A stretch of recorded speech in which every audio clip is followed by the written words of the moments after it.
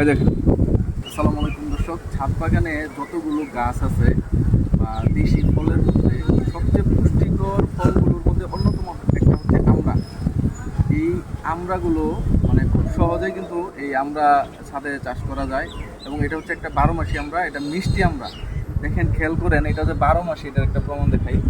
দেখেন এখানে এই ফলের সাইজটা দেখেন কতটুকু, আরেকটা ডাইলে দেখেন তার চেয়ে আরেকটু বড়, এখানে আছে আরেকটু বড়, আবার এই পাশে দেখেন আরেকটু বড়, এইটা আরো বড়, আরেকটা ডাইলে আছে দেখেন ফুল, এই ছোট ছোট এখনো দানা বাঁধতেছে। এই ডাইলে আরেকটা আছে দেখেন, এই যে বড়। আবার এই দেখেন এখানে আছে মটর দানার মতো। তারপরে এই পাশে আবার মাত্র এখনো ফুল ফুটে নাই। অর্থাৎ সারা বছর আপনার যত ডালপালা কাণ্ড হবে, আপনি সারা বছর এরকম ছাদে আপনি এই একটা ছোট্ট হাফ ড্রামে এরকম আমরা পেতে পারেন।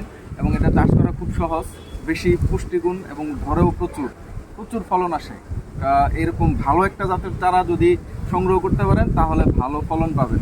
এটা হচ্ছে ময়মনসিংহ কৃষি বিশ্ববিদ্যালয়ের একটা জাত, সেটা হচ্ছে 12 মাসি মিষ্টি আমড়া।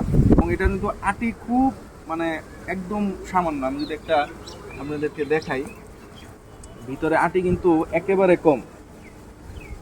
দেখেন, এই দেখেন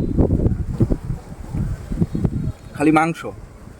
আমি যে কামড় দিলাম একটু টক লাগলো না, মিষ্টি। বিশ্বাস করেন, আপনার যখন টেস্টটা বুঝতেছেন না, অনেক মিষ্টি। দেখেন ভিতরে যে আটিগুলো থাকে অনেক, সেটা কিন্তু নাই। এবং এই যে আমি ছোলা সহ খাচ্ছি, আমার কাছে একটু টক লাগতেছে না। মানে মাংসে ভরপুর একটা জাত, খুবই পুষ্টিগুণ। বলা হয়ে থাকে যেটা আপেলের চেয়েও মানে বেশি পুষ্টিগুণ সমৃদ্ধ একটা ফল। তো আপনারা অবশ্যই ছাদে বাগান করবেন এরকম, বিশেষ করে একটা আমড়া চারা অবশ্যই ছাদে থাকা উচিত। ধন্যবাদ সবাইকে ভিডিওটি দেখার জন্য। ভালো লাগলে অবশ্যই একটা লাইক দেবেন, কেমন লাগলো কমেন্ট করে জানাবেন। আসসালামু আলাইকুম।